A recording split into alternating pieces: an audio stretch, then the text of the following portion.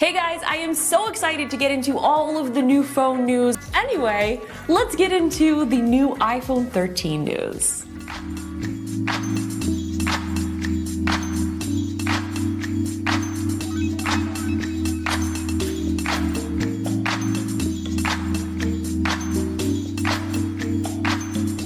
So we now have 4 new iPhone 13s. We have the iPhone 13, the iPhone 13 mini, the iPhone 13 Pro, and the iPhone 13 Pro Max. And what's kind of exciting, these are all being released at the same time. If you guys recall last year, there was a delay on the iPhone mini, and I think that the iPhone Pros came out first. I feel like this is something that I should know very well because I lived and breathed it for the entire tech season. But either way, all of them are going to be out at the same time, and I think this is really exciting for people who are looking to decide which one to get. Before, you had to wait if you wanted the mini. You just got an iPhone 12, that's really great because you don't need to upgrade. Like there is no one's like forcing you, no one is coming into your home and taking you to the Apple store, making you buy a new phone. You don't have to do anything that you don't want to do.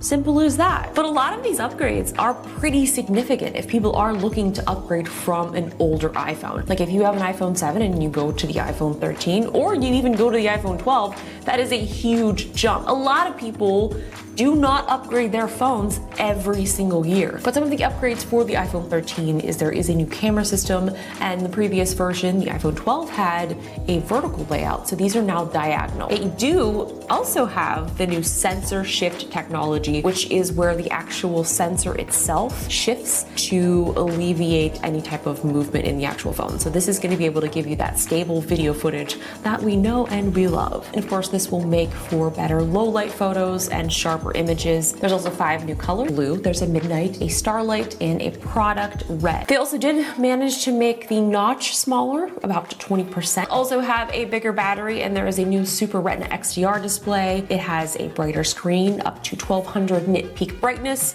which they're going to be also making this more power efficient. And that's great because you are getting longer battery life with a brighter screen, and of course a higher performance with the A15 Bionic chip, which is 50% faster than the leading competitor anywhere. It also has an improved neural engine for better machine learning, and this is where it's kind of interesting because this whole machine learning thing is going to be really kind of aiding in this new cinematic mode. They talked about being able to now rack focus, and what's great is you're going to be able to not only do this on the iPhone 13 but also on the iPhone 13 Pro, and this is kind of a feature that I feel like normally would only be out on the Pro versions, but it's so exciting because you can do this on the iPhone 13 as well. I'm so excited to try this out. It looked really interesting in the actual event. They filmed like this whole little tiny like cinematic movie all on the iPhone. I think most people, they would be like, that wasn't shot on an iPhone. There's no way. It's too incredible. Like, look at the focus. It was actually really impressive to kind of see the way that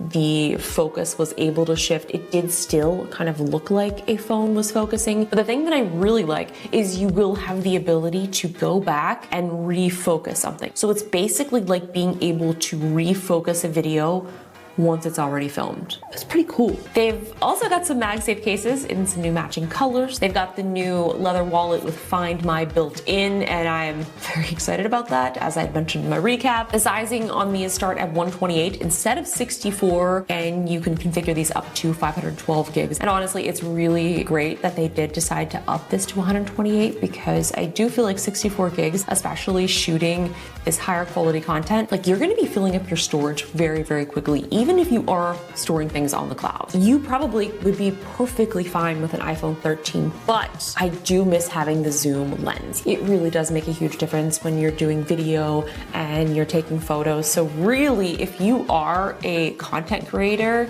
I really do think that you should get the Pro. Speaking of the Pro, the iPhone 13 Pro and iPhone 13 Pro Max. The most exciting thing, I think, for me is getting an upgraded telephoto lens. It's now a 77mm equivalent, and this is going to give you a 3x telephoto zoom. Kind of cool because this is going to be on both of the iPhone Pros. In the iPhone 12 last year, one of the only reasons that I actually went and got the Max version was because I wanted that that 2.5x zoom because it wasn't on the iPhone 13 Pro. It gets a little confusing. Like things just sort of all get, I don't even know. Like this is something that I live and breathe and I still get confused. So if you as a normal everyday person that does not live and breathe this gets confused, it's okay.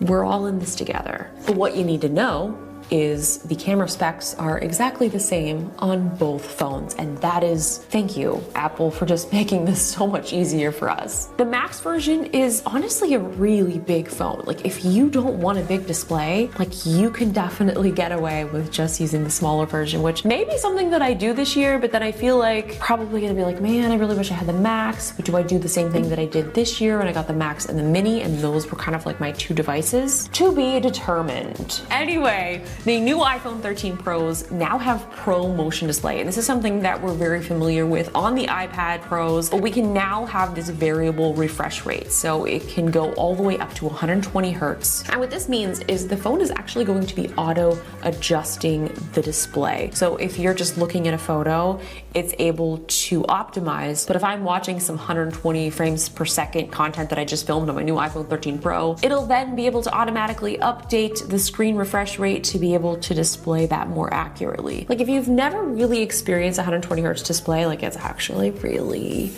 pretty impressive. And there is a huge difference when you're looking at them side by side. So I think it's gonna be kind of cool for people who have never been able to experience this before, and experiencing 120 Hertz for the first time, you're gonna be like, oh, whoa! They've also upgraded the storage option up to 1 terabyte. This was something that I was hoping that they did actually last year, but honestly, it's fine. I'm glad that now it's here because I have officially filled up my 512 gig iPhone 12.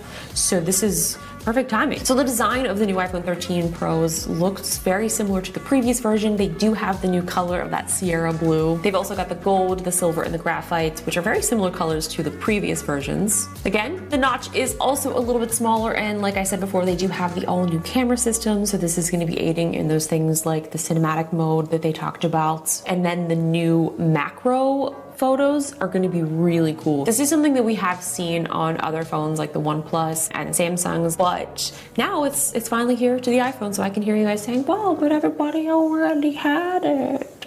Well, now we have it too.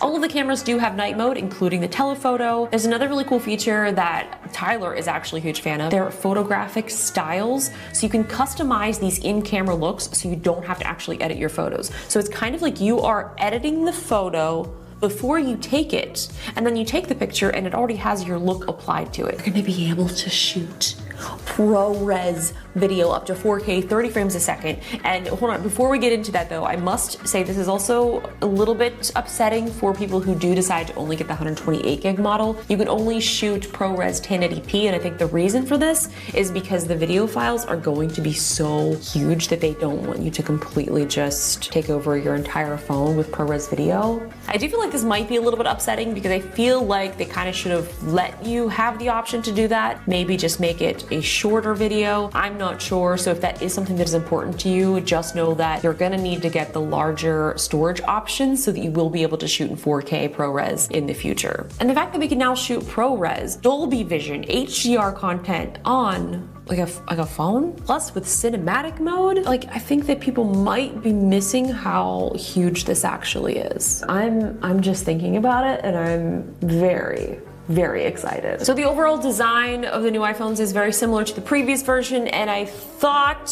for sure, because the new iPad mini had Touch ID integrated into it, that they were gonna do that in the Pros.